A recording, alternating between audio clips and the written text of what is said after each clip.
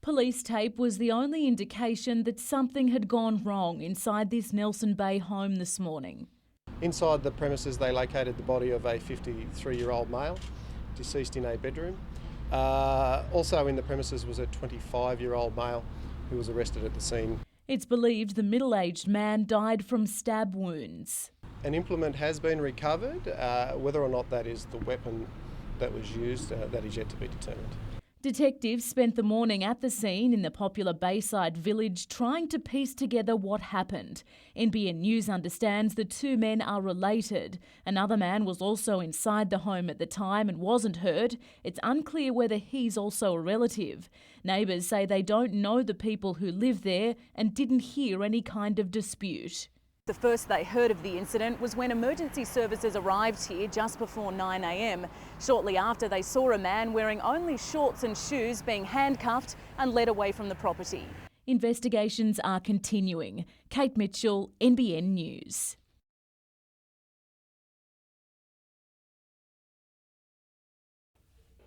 Rangers had only recently just installed the last of 250 timber bollards. Now vandals have used a four-wheel drive to mow down every single one. Just a senseless act of vandalism. Can't see any reason for them to want to do that. It's not restricting any access.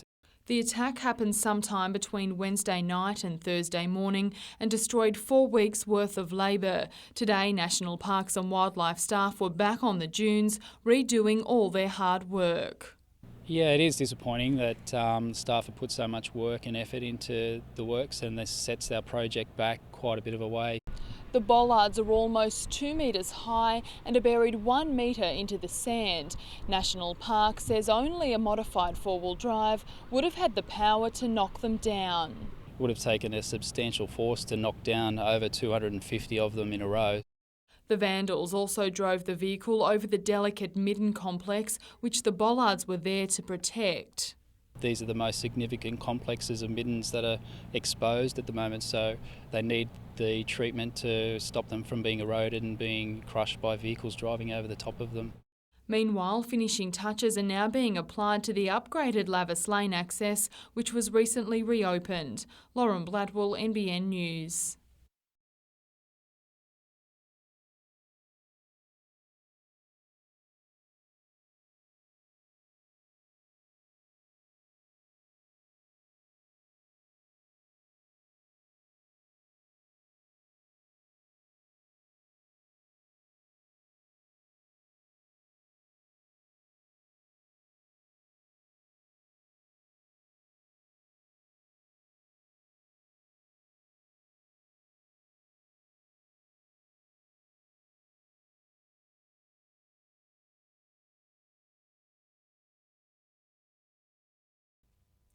Treasure the site because next week the Lehman Street figs could be gone, but not without one final battle. The fight's not over, I'm afraid. Activists have until midnight on Thursday to appeal the Land and Environment Court decision. Definitely looking at all our options, and appeal is certainly absolutely not off the cards. Otherwise, the 80-year-old figs will be removed. But even some Newcastle councillors are trying to stall the chainsaws. The motion that I put to Council was to make sure that councillors got a report back to understand the full implications of any decision. That could be heard as early as Tuesday. Residents have also had their say on NBN's website, with a number arguing against the figs removal. It's a very, very split council on this matter, and I'm hoping that seeing the community support now, that some of the councillors could possibly consider a staged removal process. While it's these ribbons which are wrapped around the trees at the moment, they could soon be replaced by chains, with some activists prepared to take drastic measures to save the figs. And there are certainly people who are happy to take direct action and tie themselves to trees. I mean, that came up months ago. There are many people who would be happy to do that. Newcastle Council refused to comment on the issue today. Tyson Cottrell, NBN News.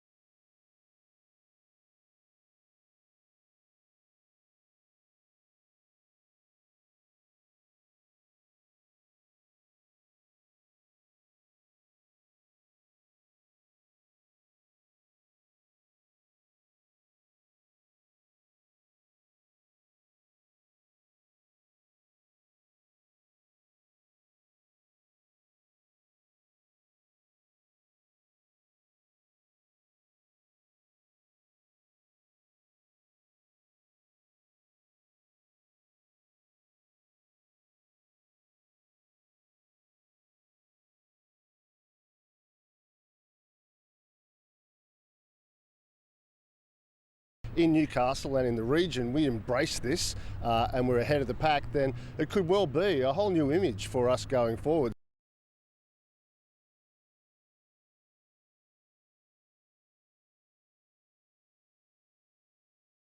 There's no doubt seeing a therapist can be daunting. In fact, 62% of Australians with a mental health problem don't seek any help. But what if patients could treat themselves? So if we can overcome some of the stigma that might be associated with seeing a therapist, having to front up at a clinic that everyone knows is related to your mental health or your drug and alcohol use, and get evidence-based effective treatment delivered to people in their living rooms, I think that's an amazing breakthrough. Dr. Frances K. Lampkin and her team have created a computer-based program called SHADE to help people battling mental illness and substance abuse. Statistics show 80% of people with drug and alcohol problems also suffer symptoms of depression, but the issues are more often than not treated separately. Certainly our evidence is pointing to the fact that if you treat both depression and drug and alcohol use problems together within the one treatment program and really encourage a person to learn about what their own links are between their mood and their substance use, then it leads to better outcomes. So far, more than 500 people in the Hunter and Western New South Wales have been treated using SHADE. So really it's almost like an online or an interactive self-help book, trying to encourage people to develop strategies to help their mood and their substance use.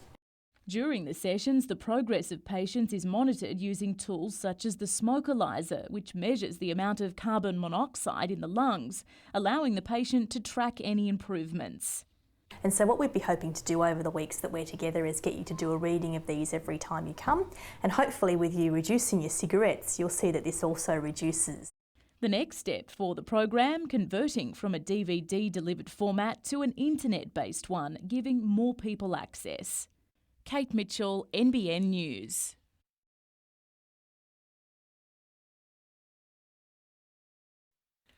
It's been a bruising week for Knights management, who've been under fire for rejecting a multi-million-dollar bid to buy the club. But they're standing firm. The chairman and the board are very staunch on saying that our revenues need to be guaranteed, which they do. If our revenues are not guaranteed, then we've got a worse deal, potentially. As it stands, there is no deal on the table, but club officials will meet with Nathan Tinkler's representatives next week to readdress the matter. And they've scoffed at suggestions they're holding out for personal reasons. It's not about saving jobs. If I had to go to make this happen and it was a good deal, I'll walk tomorrow. That's not an issue. The issue here is that we get the right deal for the Newcastle Knights. Winger Akila Ioarte hasn't gone to the Dogs, but he is hoping Knights defender will be a winner. In a joint promotion with the National Coursing Association, all prize money won by the Greyhound will help support local organisations. However, he could only manage 5th in his first outing today at the Gardens. The wait is finally over, and no one's happier than Francis Jeffers. I just want to play football. That's what I've done all my life, so like sort of being a bit of hype and the talking stops now and I can get on with doing what I enjoy doing. Set to play the first of his 10-game guest stint against Adelaide tomorrow, the noted striker comes into a Jets team desperately looking for goals, and he understands the level of expectation that comes with that. For me, we're not creating enough chances to score goals, so I think if we can create chances, and whether it's me scoring the goals or someone else, it won't really matter. Jeffers is unlikely to play a full game, but his coach is just happy to have him at all. The expectation is high without really us expecting miracles, not in the short term anyway. His inclusion follows news last night that Ben Kantarowski has re-signed with the Jets for another 3 years. Now it's results on the park that are really needed. While I'm out there, I'll give everything I've got and I won't be leaving nothing in the tank, Players are getting their first look at their resurfaced home ground at training tonight.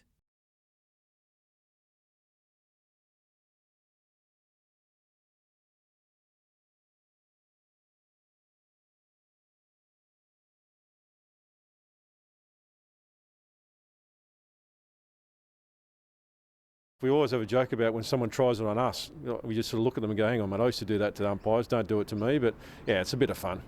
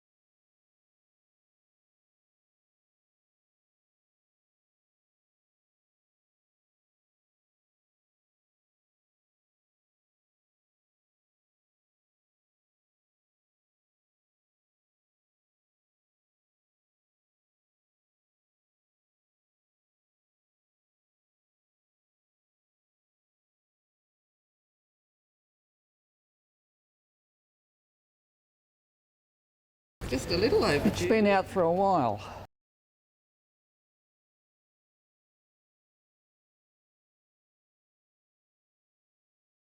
Will you accept $5,000 donation?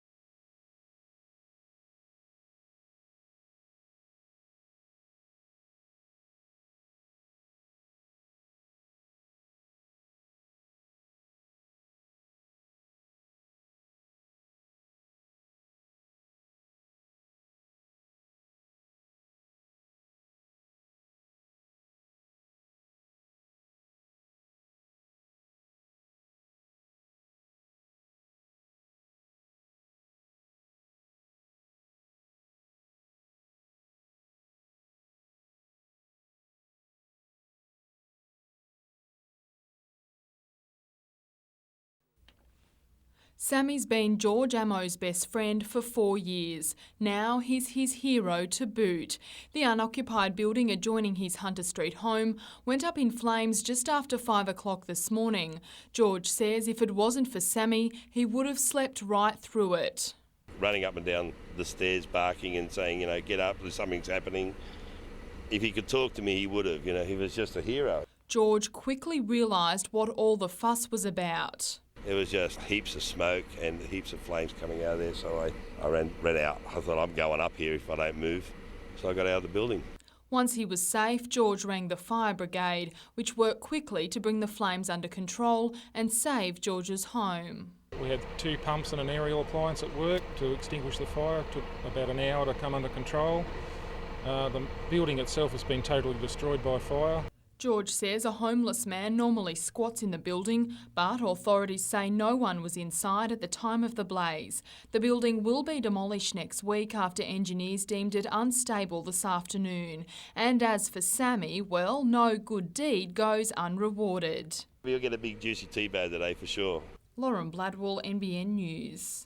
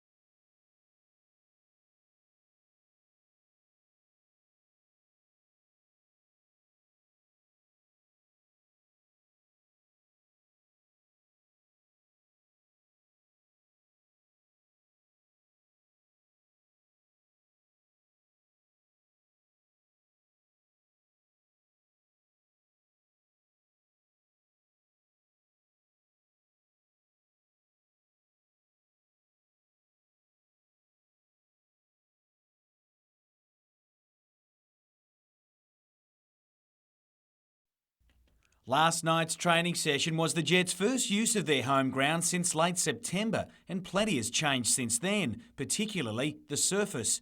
Damaged by that Super X event, the club missed 2 home games while it was repaired, and the coach appreciates it won't be perfect first up. The bit that has been replaced has been absolutely immaculate, terrific, really looking forward to it. The goal mouth and some of the flanks on either side, it needs a bit of work. Tonight's match will be English striker Francis Jeffers' debut for the club, and everyone's hoping that'll make a huge difference. Having scored just 5 goals in 11 games this season, there's certainly a level of expectation on the former Premier League star to help out. My view is that one individual doesn't make a team, but an individual can certainly make a big difference to a team. From balls to the beach, and while it was a good place to be today, it wasn't that great for surfing. It didn't stop many of the region's board riding clubs coming together for just the second Kings of the Castle event at Stockton. Teams of 4 surfers, ranging from cadets through to over 30s, competed in the surf tag style event. Former World Qualifying Series surfer Paul Parks leading the way for defending title holders Merriweather, who managed a 1-2 finish in the final. If the beach wasn't your go, the pool made a cool change of pace. The Novacastri Masters Swim Club hosted their club meet today at Charlestown and claimed the club point score over Warringah as well.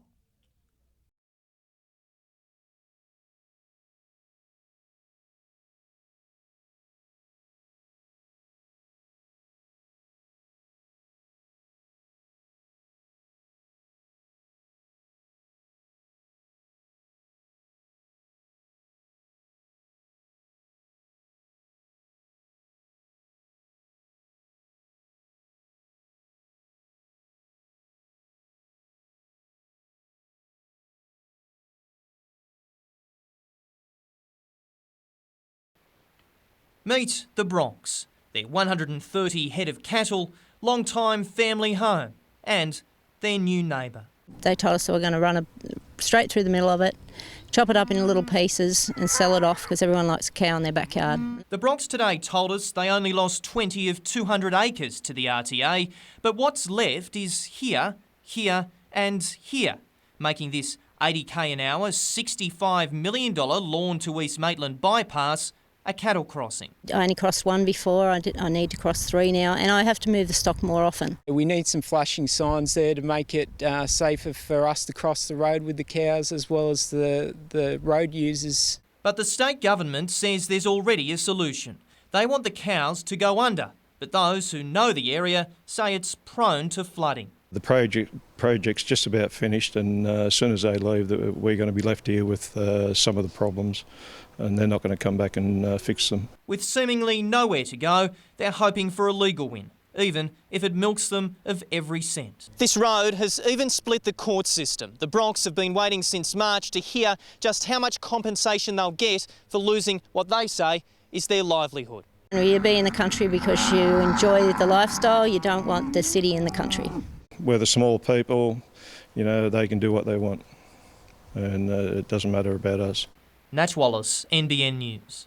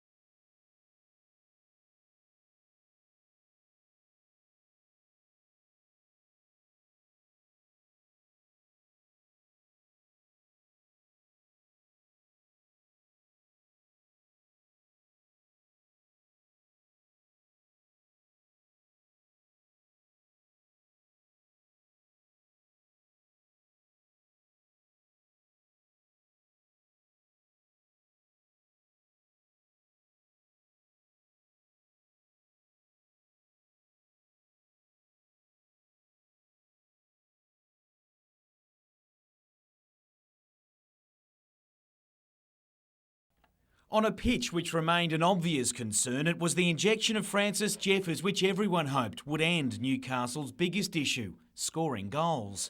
That honour fell to an unlikely source.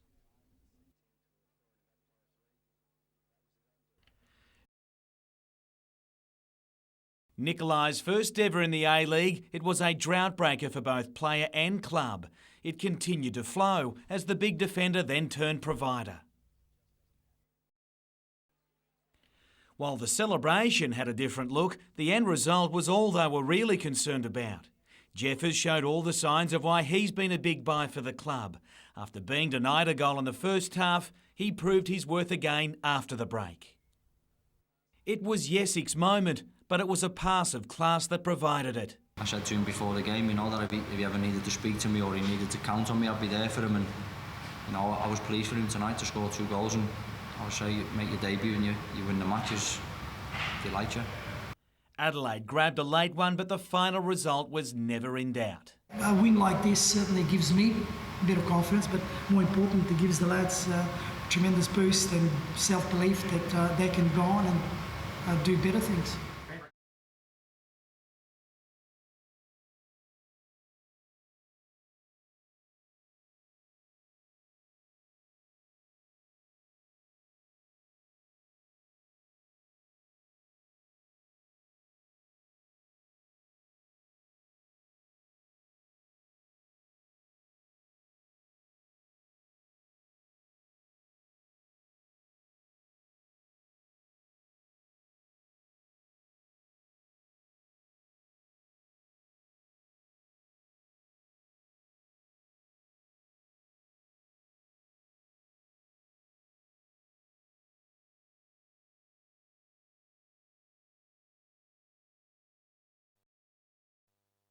A decision on whether to cut the Newcastle rail line at Wickham could still be years away, but at least now we have some idea what it might cost.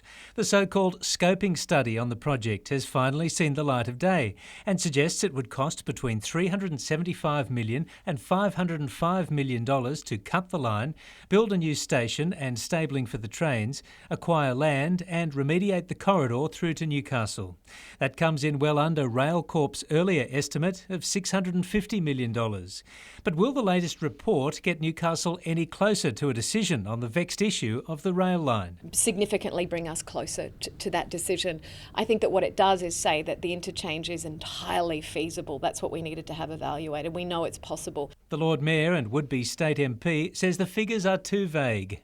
How can you have a report that you can believe in when you're talking about $375 million on one hand, maybe up to $500 million on another? It's not specific. It's designed to confound and confuse. Paul Murphy from Fix Our City fears this state government has left its run too late. Unfortunately, probably because of the lateness of coming out by this particular government, which we know is not going to be there coming March next year.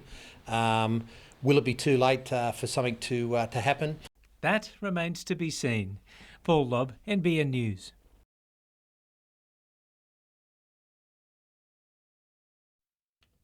Bruce McDonald dead at the age of 52. Those at the school where he taught are still in shock. He was heaps fun and nice. He's one of my favourite teachers, and it was really heartbreaking to know that someone could be so horrible. Today, his son, Doug McDonald, faced court charged with his murder. According to police facts tendered to the court, the victim was stabbed 20 times in the back, chest and torso, and a large carving knife around 15 centimetres in length was located in Doug McDonald's bedroom on a dresser. Police will allege Mr McDonald mopped the floors and placed his clothes in a bleach-filled bath as his father bled to death on the floor. Earlier that day, Doug McDonald was in hospital after being assaulted. Police were investigating whether his father was responsible. A witness told detectives they heard Doug say, "I'm going back to kill him to get even." The case has been adjourned to January 12. Nat Wallace, NBN News.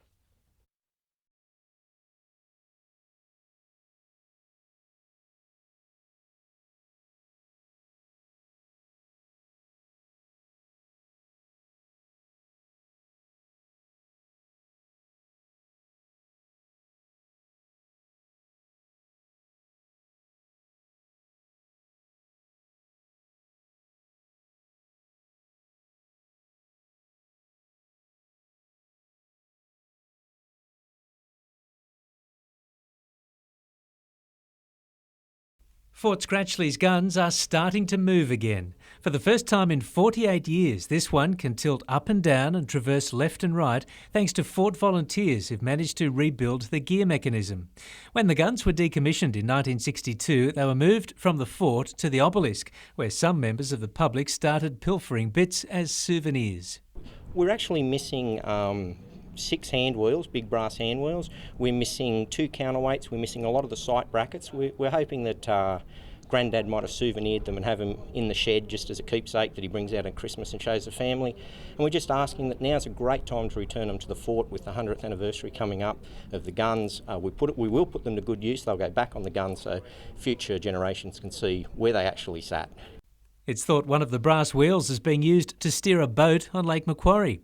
Volunteers hope next year's centenary of the guns can be marked by having many of the original parts returned. They'll never fire live shells again, but if they did, the once powerful weapons could make short work of these coal ships. At the range they're at, these would probably penetrate both sides of the ship and go about another 2 or 3 kilometres past the ship before it would lose momentum. Paul Lobb, NBN News.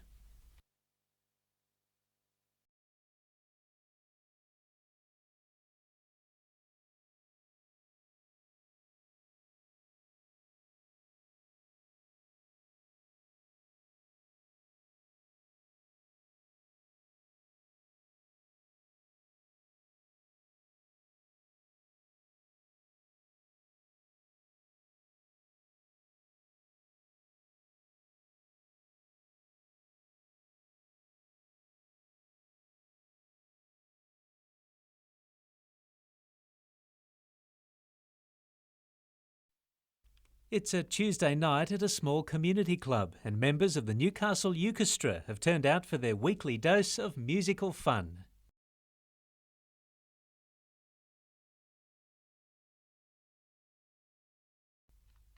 Tonight, they're celebrating a year since local musician Mark Jackson founded the group, and they've been working on some unique solos.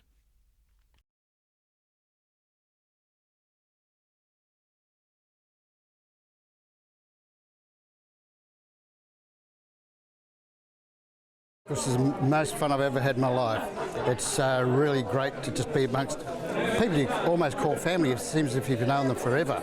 I think it's probably tapped into something missing in people's general everyday life. Even since TV took over the world, people haven't done things like this where they give it a go and don't care too much if it's good or bad, just participate. The tiny stringed instrument has been around for more than a century after Portuguese immigrants took it to Hawaii. Tiny Tim made a name for himself in the 60s.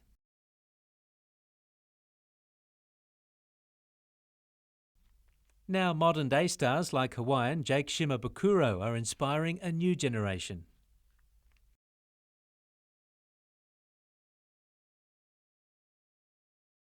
These kids at Hamilton Public School are taking uke lessons before and after class. I think it's a really good little instrument to play. I think it's really cute and pretty. At the inaugural Cairns Ukulele Festival this year, more than 600 people attempted a world record for the most ukes playing at once. Back in Newcastle, it's not just about the music, it's fellowship as well. Bar manager Pavo says the uke players have helped save the club.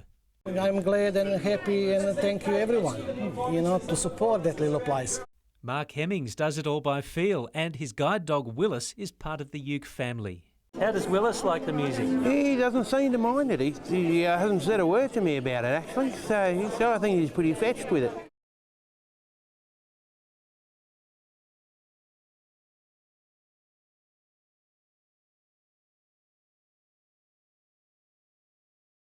You can't play a sad song on a uke. It's always a happy instrument.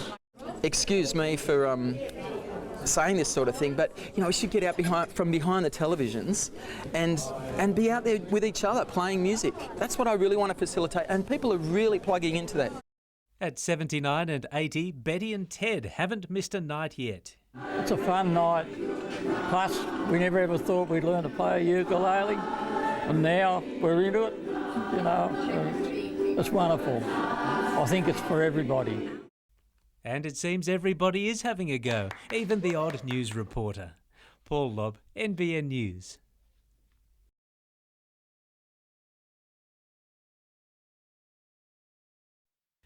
Service with a smile and why not? These two helped kickstart the Jets A-League campaign on Saturday night, and not a moment too soon. A big relief. I think it's more so that we won the game, and there's a big weight off all our shoulders.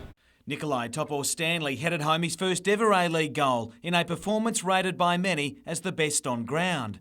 It's a huge rap given Marko Jesic scored a brace in the Jets' 3-1 win over Adelaide, which inspired some kind of celebration. It's one of Lubo's things, it's pretty personal, but I told him if I ever scored that I'd use that celebration. Jokes aside, Yesik's effort showed why so much faith has been placed in him. The 21-year-old striker simply refused to let 3 knee reconstructions dash his professional dreams. And look where that's got him now. I'm just one of those people that are mentally tough, if not the mentally toughest person in our team, so I was never going to give it up. The challenge is to keep the momentum going, and hosting Ladder Leaders Brisbane on Wednesday night is a fair place to start. We've got 4 home games on the trot now, and we just have to make the most of it.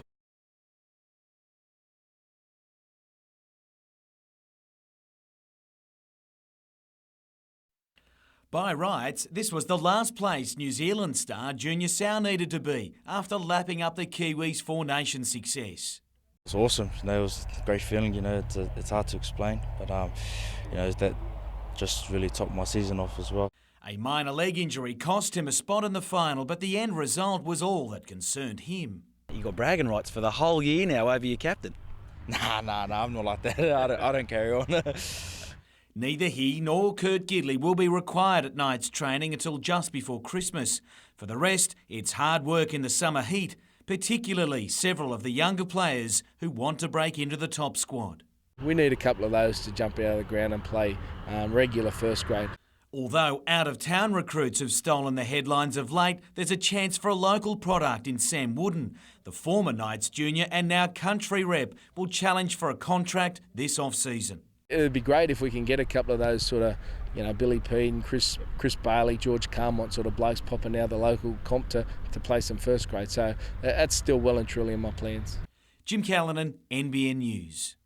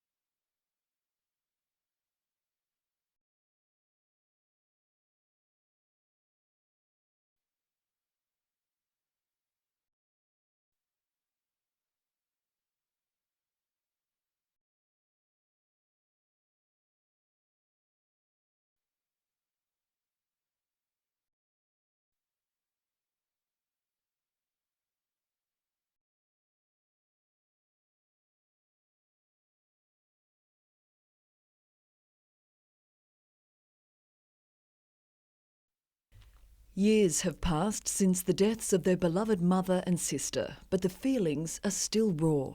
I lived with my mum and loved her so much. She was she was everything to me, and my sister as well. And just the sudden shock of the police turning up on your door telling her that's what happened. It's ripped me apart, and I have never been able to actually bring back into my life the happiness that I had before that. Dorothy and Marie died in a horrific crash on the Pacific Highway at Swansea in March 1997. Reeling from shock and grief, the Cubbon brothers became embroiled in a long court battle with the RTA over the crash. They eventually won compensation, but it all took a terrible toll. After that initial shock, after probably a month or so, it starts creeping up on you. Then you start going down. You don't recognise it because you don't know that it's happened to you. Ironically, it was Darren who first urged Jeff to get help. He did, and Ken too has had extensive counselling. The brothers say Darren had been battling depression in the months before his suicide. His death has prompted them to speak out. Telling the story, getting out there to let people know, no matter who it is, that there are people out there that can help you. Anybody, doesn't matter who it is, but it's usually what I've found is anybody that will listen will have a compassionate heart, and they'll open ear and they'll sit there and listen. It's a message reinforced by Lifeline. It's about giving yourself permission to recognise that I'm not right, something's not right, and maybe I do need help. Because that's a big step. You can ring the 13114 number, they can network you through, they can give you phone contact numbers. You can start with your GP. The brothers are garnering support from each other and their extended family, just trying to get on with life. You're trying to get there, that's it, yeah. Every day. When I first started suffering from depression.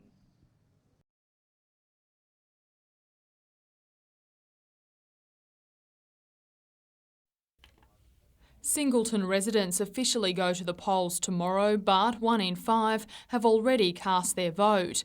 Among the matters being decided, the abolition of the 3 wards within council and a reduction of councillors from 12 to 9, something that would cut $120,000 a year off the bottom line. I understand that was there from 6 councillors were from each at that time of that amalgamation, so that's been a long-standing number of 12 councillors. From my understanding, it's a large number of councillors to have for our population.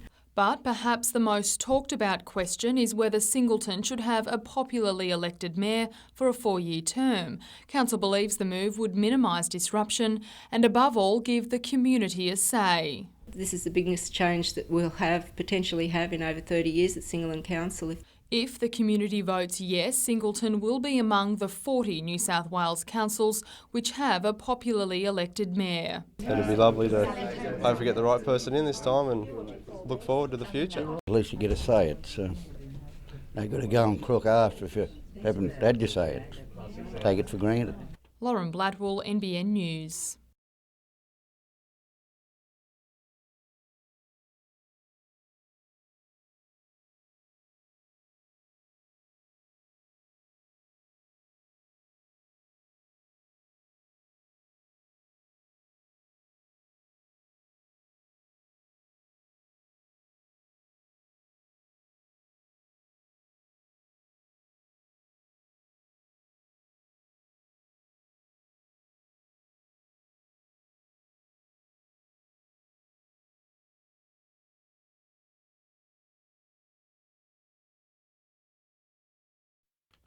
Power to the people. These workers are standing together to send the state government a message. This place shuts down, thousands of people out of work. Well, this is very serious because of the simple fact that this company depends on electricity as its main source of energy.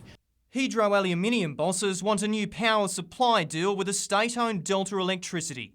They say it would ensure long-term investment at the Kurri Kurri plant, but the deal is up in the air.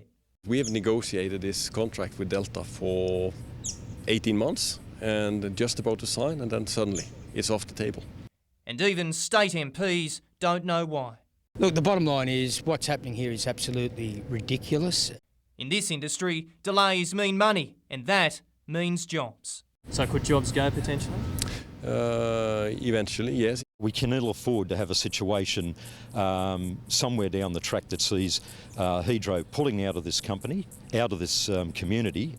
But change is certain. The state government is selling off the retail arms of the big 3, and it's also taken hold of trading rights for the generators. As for Delta, the stalled contract talks suggest it might also be in for a change. The Treasurer didn't return NBN's calls today to explain the delay. Well, I've voted for the Labor government all my life, and it won't happen next time. Nat Wallace, NBN News.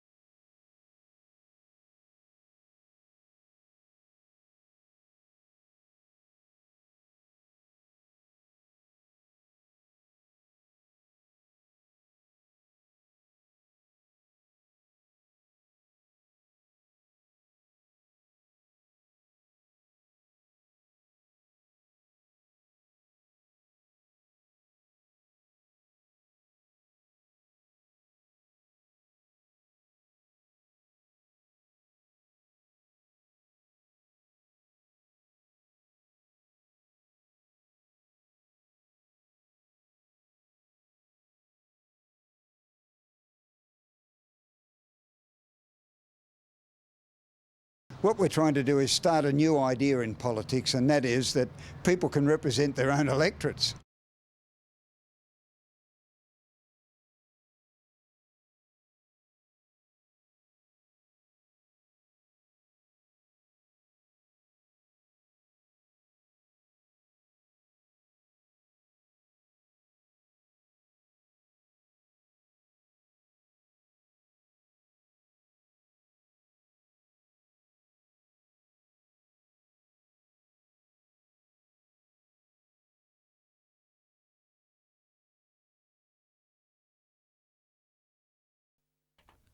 The economy's on the way up and unemployment is on the way down.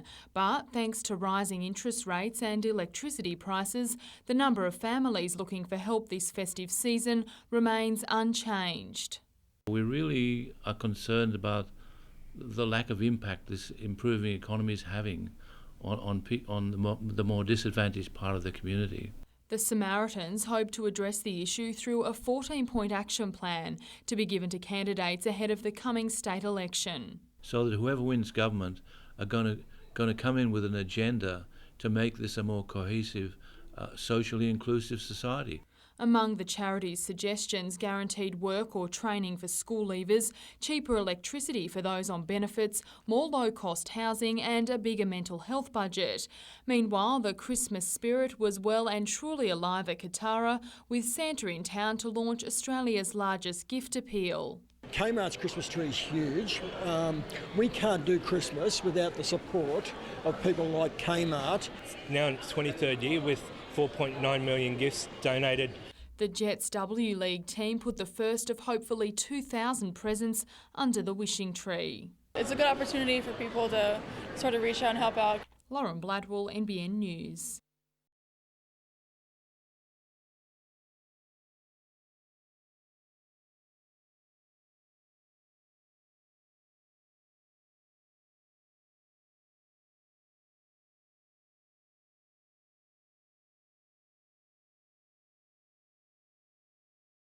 Next week we'll actually be putting those frames together ourselves and putting them on site. So they thought it'd be advantageous for us to come out and see how it all goes from start to finish.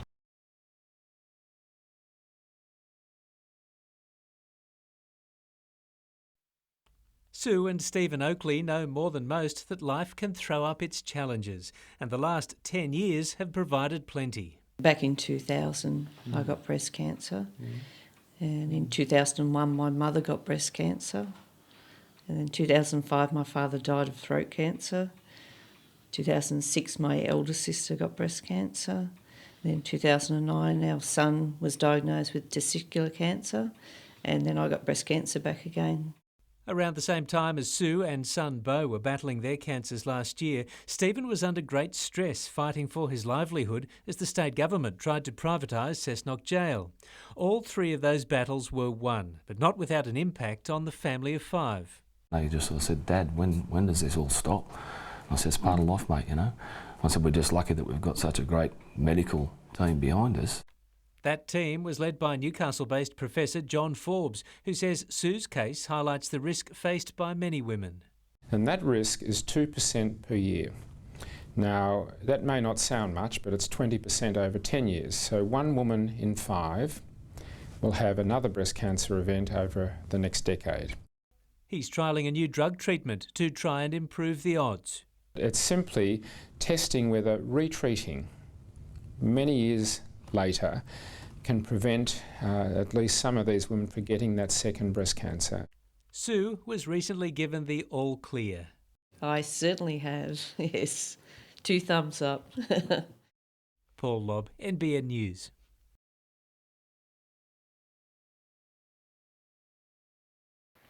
He's the face everyone wants to see in Newcastle late next week, but it's David Beckham's body which is an issue.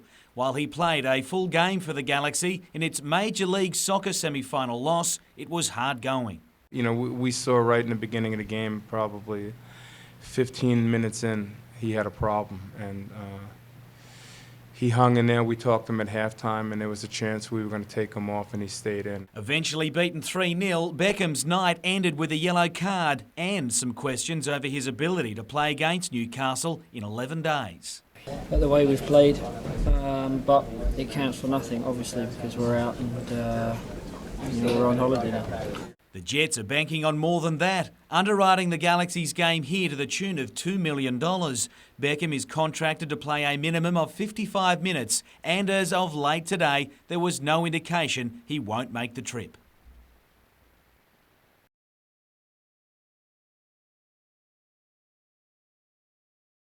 There's nothing like a winning feeling, but only days after Newcastle trounced second-placed Adelaide, it's due to host the top-placed Brisbane tomorrow night. It's a great opportunity for us to get momentum going. 3 games at home following the Adelaide game is probably the first time we've been in this situation. And the coach wants his side to make the most of it, issuing a challenge to win all 3. When you play at home, you've got to aim for a win every time. Whether you achieve it or not, that's another matter. But I think, you know, you've got to be prepared to aim high. There is some concern for captain Lubo Milicevic, who has a hamstring problem. The big defender must complete training tonight in order to take his place against the Raw. If he's not able to, get on the park today, the chances of him being right tomorrow are pretty slim. In other news, the club has confirmed it's in talks to sign former Newcastle player Ryan Griffiths for next season.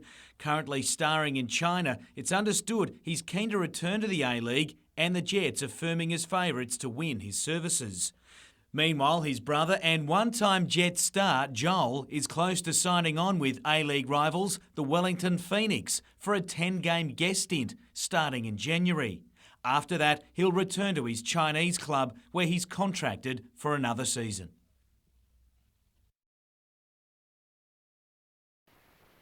Big announcement or not, there was no room for big heads here, just hard work.